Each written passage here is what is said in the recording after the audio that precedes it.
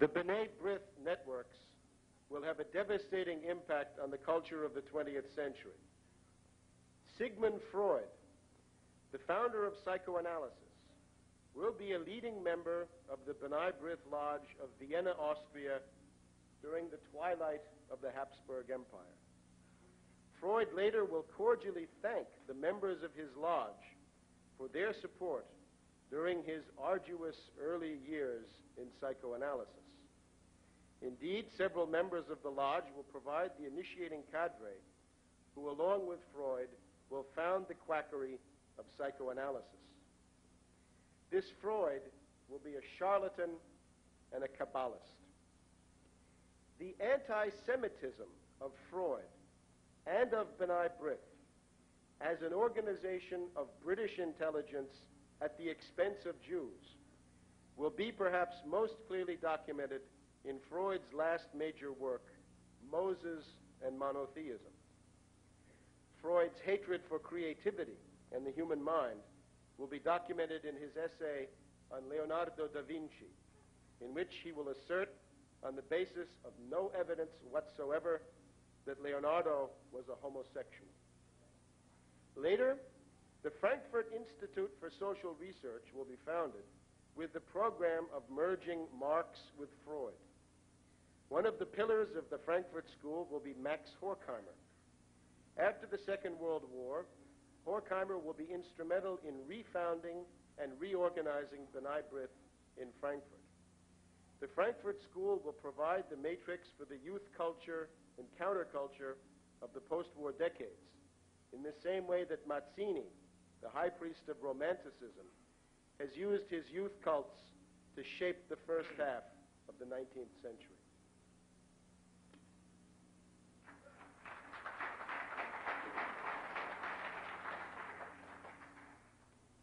So, tell me, about how long have you been feeling depressed?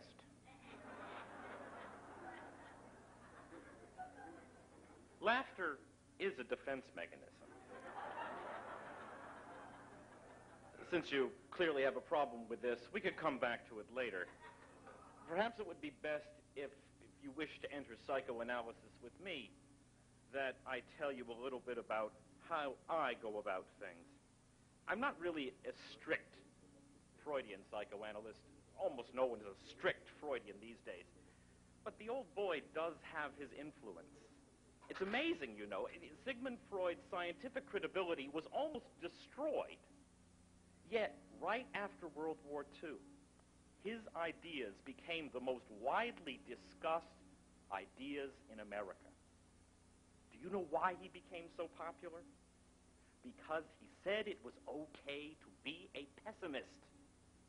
He proved that if you were unhappy, it was okay, and it wasn't your fault. And I can't help noticing that you personally don't appear very pessimistic. As a matter of fact, you look somewhat optimistic.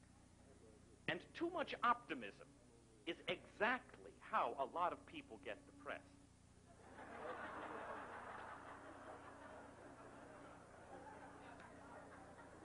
You know, they think that they can solve the problems of the whole world. All you have to do is to get people to act rationally. And you fail, and you just make yourself depressed.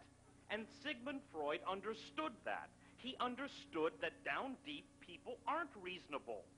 That's why my old psychoanalysis teacher, Erich Fromm, said back in 1970 that psychoanalysis was really the science of the irrational. Anyway, this optimism stuff is 135 years out of date. What's that poem?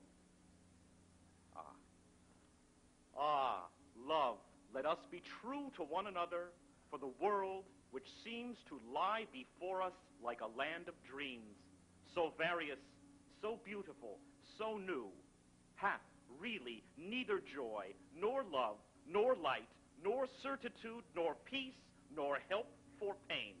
And we are here as on a darkling plain, swept with confused alarms of struggle and flight, where ignorant armies clash by night. Now that is pessimism.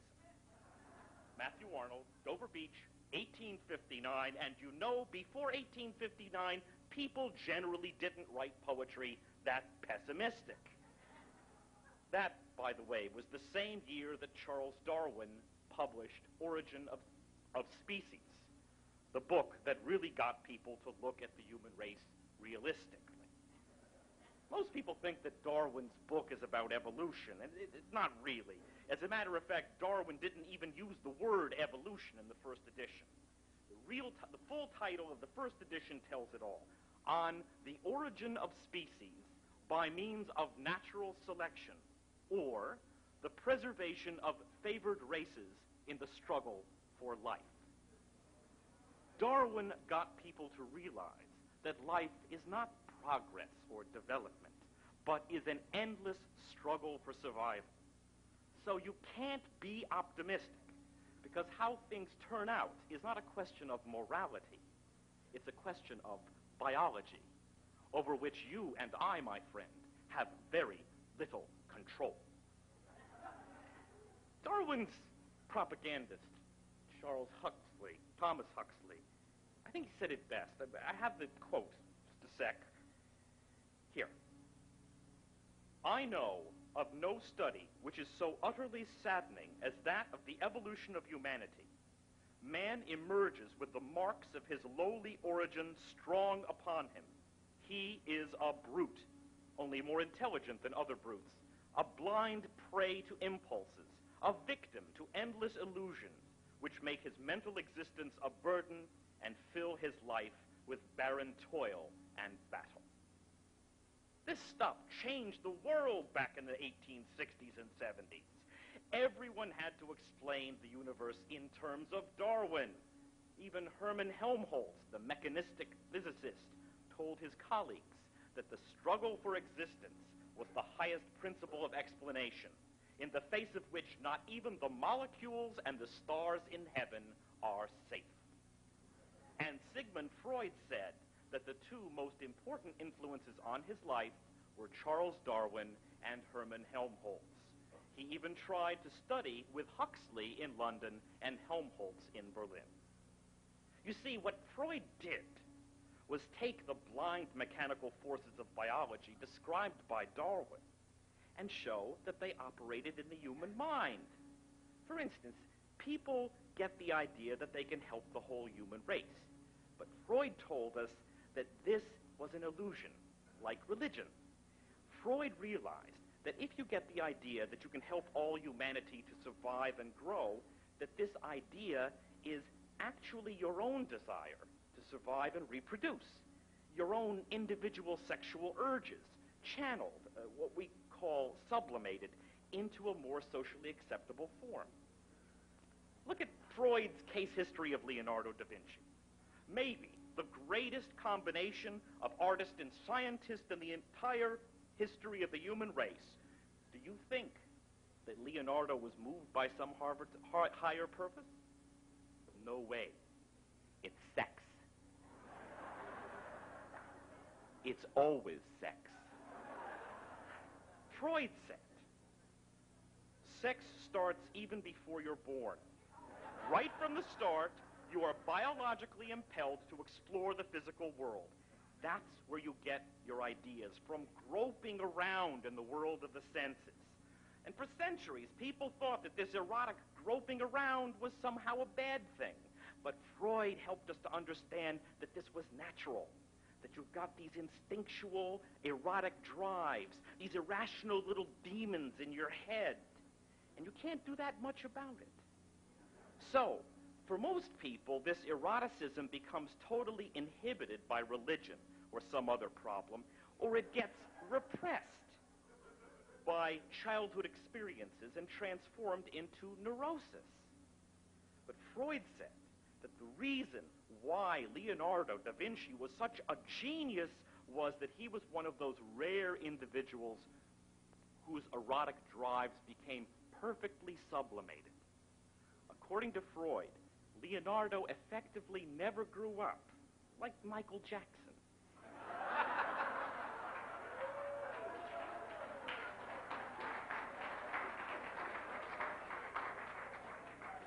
For Leonardo, scientific and artistic investigation became the substitute for sexual activity. As Sigmund Freud said, Leonardo became a complete narcissist, the ideal homosexual type. Homosexual? No. Psychoanalysis understands that it's really not a perversion. It's just one of many ways, healthy ways, by which we all deal with our irrational drives. Anyway, Freud said that all people are naturally bisexual. Well, I can see that you are still somewhat afraid of this subject. Perhaps we can deal with this problem later on in your therapy. Under any circumstances, you have got to be realistic. It is absurd to worry about universal truths. The only universals are these mechanical forces in your brains and in your pants. And each person comes up with his or her own more or less successful way of reconciling these forces with the experience that you receive in the course of growing up.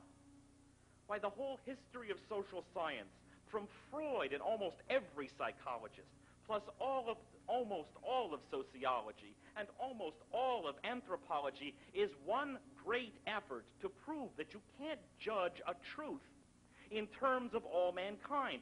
Truth is relative to the individual. And what is more, you have to accept that your mind is not truly free. Biology means that you can never completely control these erotic little demons inside your head. So don't set your sights unrealistically high. The only thing that you can hope to discover in this world, with the help of professionals like me, is how to be well adjusted. Well, of course I can't prove it. Psychoanalysis cannot clinically prove that the unconscious, the id, dream analysis, the Oedipus complex, any important Freudian concept actually exists. Freud said that psychoanalysis was like a religion. You can't prove it, but you accept it on faith. As a matter of fact, Carl Jung once wrote a letter to Freud saying, maybe we should start acting more like a form of religion. But Freud said this is a little bit too premature.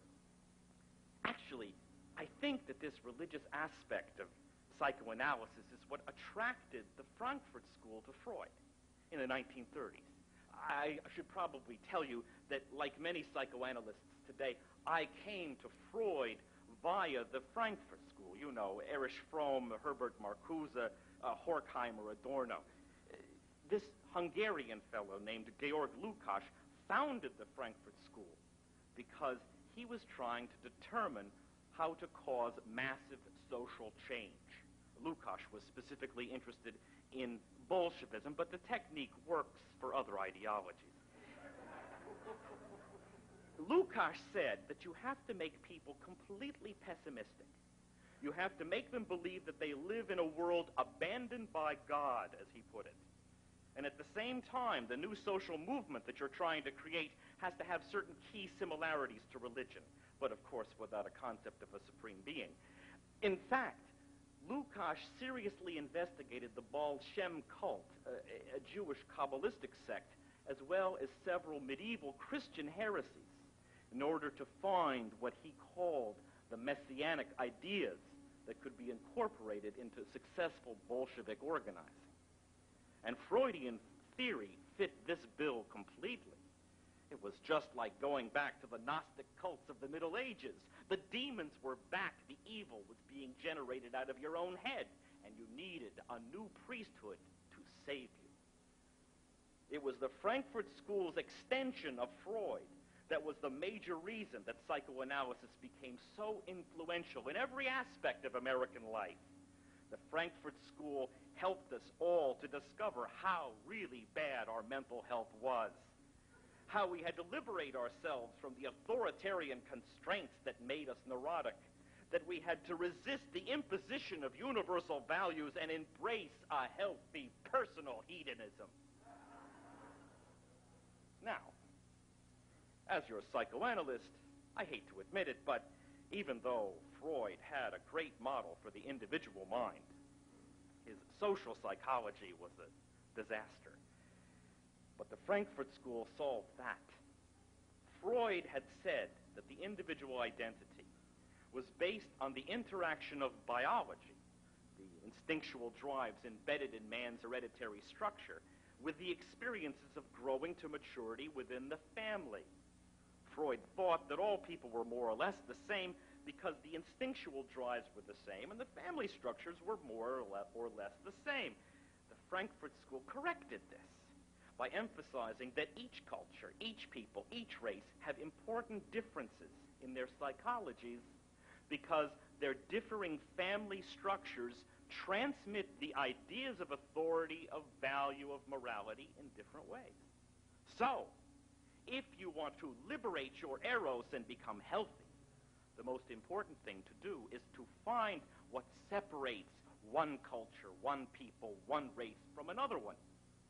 The differences don't have to be in the genes. I mean, today, very few people will admit publicly that black people are biologically different from white people. It just isn't done. But the Frankfurt School emphasized what Freud only hinted at. Cultural differences transmitted through the family are as rigid and as powerful as biological differences. And thus, they proved that black people are fundamentally different from white people because their cultures are different. And a lot of people in this country supported and sponsored the Frankfurt School because they were able to use Freud's psychoanalytic theory to demonstrate scientifically that all values must be relative. And that is why today, everybody, you, me, except for a few extremists and religious fanatics, everybody understands that universal values are really authoritarian and that the family structure has got to be changed, maybe even destroyed, to stop imposing these obsolete values on our young. Anyway, in the modern world, in the post-industrial society, we no longer we can no longer afford this authoritarian sense of the power over nature which the patriarchal family structure transmits. Today, the most important aspect of mental health is giving people an identity that will make them happy and erotically satisfied. And this was the great original contribution of the Frankfurt School after World War II, when they worked with several Jewish organizations to create a new identity for American Jews. The Frankfurt School said that henceforth, Jewish identity would be defined not by religious belief, not by the ideas through which Jews contributed to the rest of humanity, but by the Holocaust. Jews would be trained to see themselves primarily as victims of genocide. And this worked fantastically. Even today, Jews who think that the B'nai B'rith are a bunch of crooks still give them money because they have been trained to believe that Jews are profoundly different from everyone else and that anti-Semites are everywhere waiting to start the new Holocaust at any moment. And this Jewish identity project worked so well that we, Frankfurt School Freudians, were asked to do the same thing for black people. In the 1960s, many black people were successfully retrained to believe that what really defined their identity was how their African ancestors had been enslaved by white people. We did the same thing for women. The feminist movement used the Frankfurt School and Freudian theory to help millions of women understand, realize that their real identity is defined by male chauvinism. You see how successful we have been. Today, it's everywhere. We teach it in the schools. It's called multiculturalism. Everyone gets an identity based on who raped who.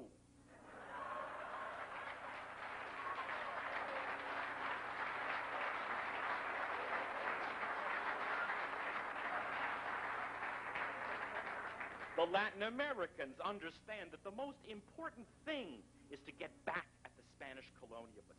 The Native Americans understand that the most important thing is to get back at the whites. Everyone separated from everyone else. Fear, hatred, revenge, sure, we give them that. But we give them an identity. And they are happy.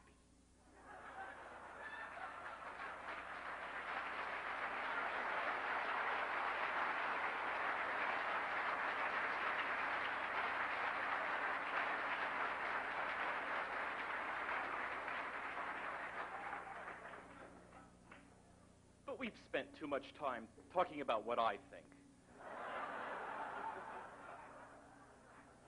We should be talking more about what you're thinking, but I see that our time is up. I can fit you in next week.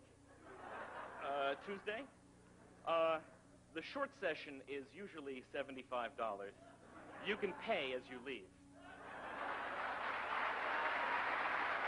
His arduous early years in psychoanalysis. Indeed, several members of the lodge will provide the initiating cadre who, along with Freud, will found the quackery of psychoanalysis.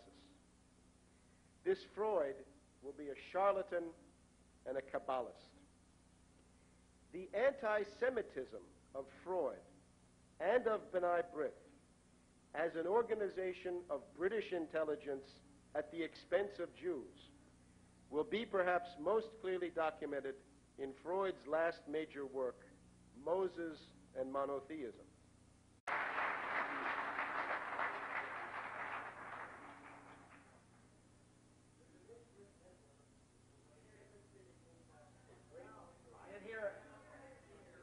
The B'nai B'rith networks will have a devastating impact on the culture of the 20th century. Sigmund Freud, the founder of psychoanalysis, will be a leading member of the B'nai B'rith Lodge of Vienna, Austria, during the twilight of the Habsburg Empire. Freud later will cordially thank the members of his lodge for their support during... Since you clearly have a problem with this, we could come back to it later. Perhaps it would be best if you wish to enter psychoanalysis with me, that I tell you a little bit about how I go about things. I'm not really a strict Freudian psychoanalyst. Almost no one is a strict Freudian these days. But the old boy does have his influence. It's amazing, you know. Sigmund Freud's scientific credibility was almost destroyed. Yet, right after World War II, his ideas became the most widely... The Frankfurt School will provide the matrix for the youth culture and counterculture of the post-war decades, in the same way that Mazzini, the high priest of Romanticism, has used his youth cults to shape the first half of the 19th century.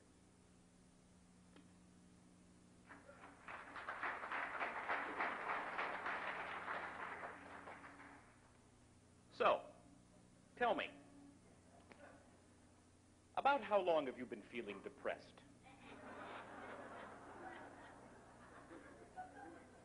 Laughter is a defense mechanism.